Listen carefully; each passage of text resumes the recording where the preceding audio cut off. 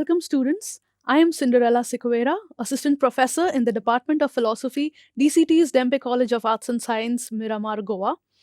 Welcome to the course on Philosophy of Human Rights. This is a course for the Bachelor of Arts students in the Department of Philosophy for the 5th semester.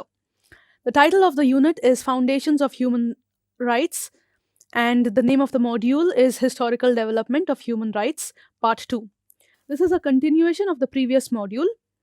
In the previous module, we looked at the United States Declaration of Independence, and now we are going to look at the Constitution of the United States of America, 1787, and Bill of Rights, 1791, the Declaration of the Rights of Man and of the Citizen, that is in 1789, the First Geneva Convention in 1864, and the United Nations Declaration in 1945. The learning outcomes: at the end of this module, you will be able to develop a deeper understanding of the social and historical contexts in which human rights evolved. You will be able to comprehend the spread of human rights all over the world and appreciate the relevance of human rights across history and in the present context.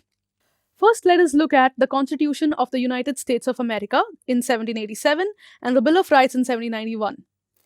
The Bill of Rights of the US Constitution protects basic freedoms of United States citizens.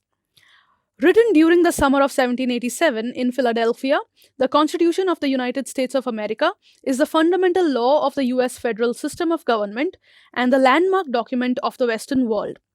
It is the oldest written national constitution in use and defines the principal organs of government and their jurisdictions and the basic rights of citizens. Now, the Bill of Rights protects freedom of speech. These are our basic human rights: freedom of speech, freedom of religion, the right to keep and bear arms, the freedom of assembly, and the freedom to petition.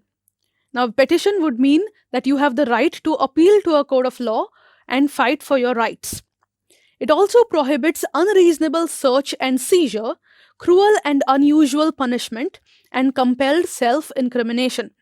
Now, unreasonable search and seizure, that is, nobody can search your house or your person without your permission.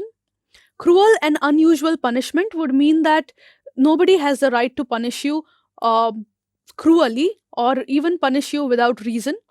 And compelled in self-incrimination. Compelled self-incrimination would mean that you are forced to confess to a crime that you have not committed. So, among the legal protections it affords, the Bill of Rights prohibits Congress from making any law respecting establishment of religion and prohibits the federal government from depriving any person of life, liberty, or property without due process of law. So, here it means that the Bill of Rights prohibits, does not allow the government to make laws regarding religion. And it also prohibits the federal government, that is the central government, from depriving any person of life, liberty, and property. Now remember, these three come from John Locke in his philosophy, and these three are very important. So life, liberty, and property without due process of law. Even the central government cannot take any person's life, liberty, and property without due process. There has to be the process of law that has to be followed. Now let us look at the Declaration of the Rights of Man and of the Citizen. That was in 1789. Now, in 1789, when we talk about 1789, we talk about the French Revolution.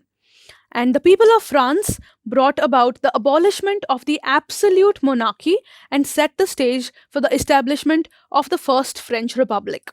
So they overthrew the monarch, the king, and they decided that we want a people's government. Just 6 weeks after the storming of the Bastille and barely 3 weeks after the abolition of feudalism, the Declaration of the Rights of Man and of the Citizen was adopted by the National Constituent Assembly as the first step toward writing a constitution for the Republic of France. So, just after 6 weeks of storming of the Bastille, where the French Revolution started off, we have the abolition of feudalism, that is the class system in France, and we have the document on the Declaration of the Rights of Man and of the Citizen, that was adopted by the National Constituent Assembly of France, and we have the first written constitution of France as a republic. So, this declaration proclaims that all citizens are to be guaranteed rights of life, liberty, property, security, and resistance to oppression. So, it argues that the need for law derives from the fact that the exercise of the natural rights of each man has only those borders which assure other members of the society the enjoyment of these same rights. Now, what does this mean? It means that you have natural rights only if you you remember that other people in the society also enjoy these same rights. Only then you can enjoy your rights. Does the Declaration sees law as an expression of the general will, intended to promote this equality of rights and to forbid only actions harmful to the society? So basically, this law is the expression of the general will, meaning everybody or the people in majority in France want this particular declaration, and only those actions that harm the society in general will be prohibited. Now, let us look at the first Geneva Convention that was held in 1864. The original document from the first Geneva Convention in 1864 provided for care to wounded soldiers. So, this was basically about caring for wounded soldiers. Now, remember, this was a time of war, 1864. The years preceding 1864 was a time of war, and there were many wounded soldiers. And here we are talking about the rights of wounded soldiers. In 1864, 16 European countries and several American states attended a conference in Geneva at the invitation of the Swiss Federal Council on the initiative of the Geneva Committee. The diplomatic conference was held for the purpose of adopting a convention for the treatment of wounded soldiers in combat. The main principles laid down in the convention and maintained by the later Geneva Conventions provided for the obligation to extend care without discrimination to wounded and sick military personnel, and respect for and marking of medical personnel transports and equipment with the distinctive sign of the Red Cross on a white background. So the main rules that was laid down in this convention was that, first of all, we have to extend care to every wounded soldier without discrimination. Okay? And you have to respect, you have to have markings, special markings, that is the markings of the Red Cross on a white background for all medical personnel, for the vehicles and for the equipment, so that you know, when you see these, you know that they are related to the medical team. Now, we come to the most important part, and that is the formation of the United Nations. Now, students understand that by the year of 1945, the world had already seen two very major wars, that was the First World War and the Second World War. And by the end of the Second World War, the horrors were so much, the wounded were so many, the dead were so many, that there was a need to establish certain ground rules on how one human being should behave with another human being.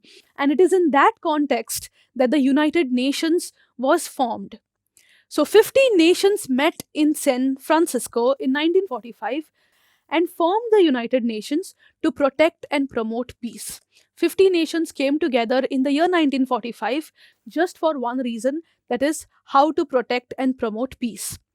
World War II had raged from 1939 to 1945, and as the end drew near, cities throughout Europe and Asia lay in smoldering ruins. Millions of people were dead, millions more were homeless or even starving. So there were millions of people who were dead, people who are homeless, and also people without food, people who are starving. In April 1945, delegates from 50 countries met in San Francisco, full of optimism and hope.